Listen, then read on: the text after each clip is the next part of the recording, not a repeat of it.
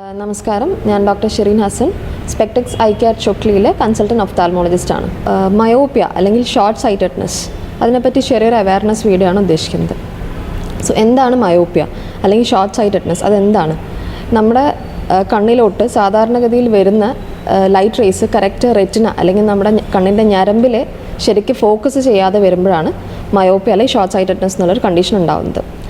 സാധാരണ കൂടുതലായിട്ടും കുട്ടികളിലാണ് നമ്മളിത് ഡയഗ്നോസ് ചെയ്യുന്നത്. മയോപ്പിയ അല്ലെങ്കിൽ ഡയഗ്നോസ് ചെയ്യുന്നത് കൂടുതലായിട്ടും കുട്ടികളിലാണ്. അതുകൊണ്ട് തന്നെ ഇതൊരു ഇമ്പോർട്ടൻറ്റ് ടോപ്പിക്കായിട്ട് തന്നെ ഞാൻ പറയാം.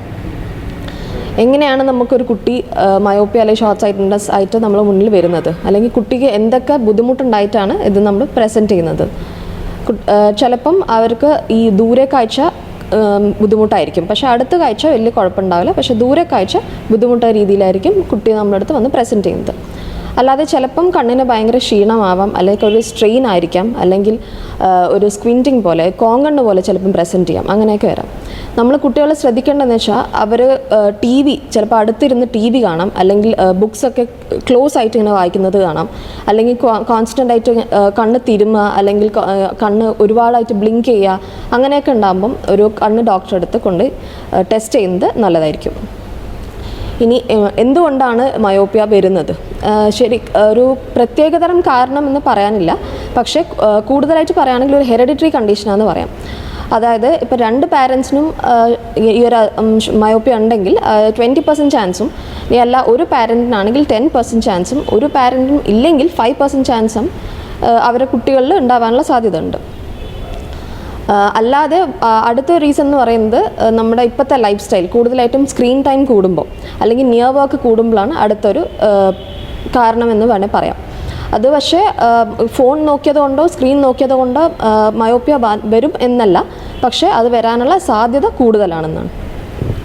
നമ്മൾ എങ്ങനെയാണ് ഈ മയോപ്പിയ ട്രീറ്റ് ചെയ്യുന്നത്?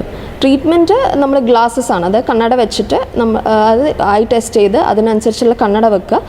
കുറച്ച് വലിയ കുട്ടികളാണെങ്കിൽ നമ്മൾ അത് കോണ്ടാക്ട് ലെൻസസും അങ്ങനെ ചെയ്യാം. ഈ മയോപ്പിയ ഒരു ചെറിയ കുട്ടിക്ക് വന്നു കഴിഞ്ഞാൽ അവരെ ഗ്രോത്തിനനുസരിച്ച്, അതായത് ആ കുട്ടി വളരുന്നതിനനുസരിച്ച് അവരെ കണ്ണും വലുതാവും. ആ വലുപ്പത്തിനനുസരിച്ചിട്ട് ഈ മയോപ്പിയ ആ പവർ കൂടിക്കൊണ്ടിരിക്കും. ഒരു സ്റ്റേജ് കഴിഞ്ഞാൽ, അതായത് 20-21 ഇയേഴ്സ്, 21 വയസ്സാകുമ്പോഴത്തേക്ക് അതൊന്ന് സ്റ്റേബിളാവും. പവർ സ്റ്റേബിളായിട്ട് പിന്നെ അത് നോർമലി അത് വീണ്ടും അങ്ങനെ കൂടാറില്ല. പക്ഷേ ഇപ്പോൾ ഈ നമ്മുടെ സ്ക്രീൻ ടൈമും നിയർ വർക്കും കൂടിയത് കാരണം ഇത് കൂടുന്നുണ്ട്. ഒരു 26-27 വയസ്സിനും ഈ പവർ കൂടിയതായിട്ട് കാണുന്നുണ്ട്.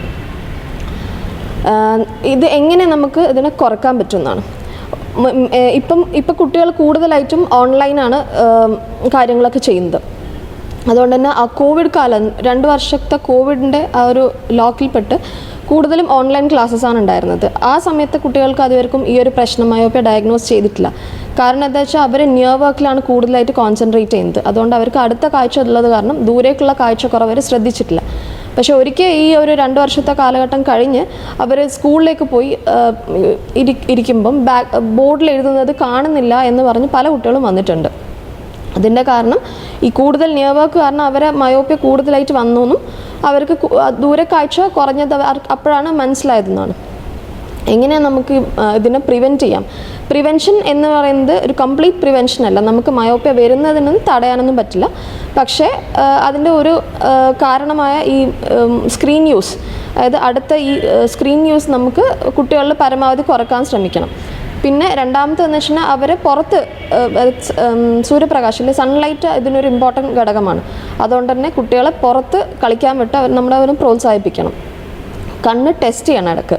അതായത് പാരൻസ് കണ്ണട വെക്കുന്നവരാണെങ്കിൽ അവർ കുട്ടികളിപ്പം ഒരു പഠിക്കാനൊക്കെ തുടങ്ങിയ ഒരു പ്രായത്തിൽ ഒരു 4-5 വയസ്സാകുമ്പോഴത്തേക്ക് അവരെ കണ്ണ് ടെസ്റ്റ് ചെയ്ത് അവർക്ക് ആവശ്യമാണെങ്കിൽ ഒരു കണ്ണട നിർബന്ധമായും വെപ്പിക്കേണ്ടതാണ്. കണ്ണാടി വെച്ചാലും അത് ഈ അസുഖം, അതായത് മയോപ്പിയ മാറും എന്നല്ല പറയുന്നത്. കണ്ണാടി വെച്ച് ആ കുട്ടിക്ക് കൃത്യമായിട്ടുള്ള ഒരു തെളിഞ്ഞിട്ടുള്ള ഒരു കാഴ്ച കൊടുക്കണം എന്നാണ്.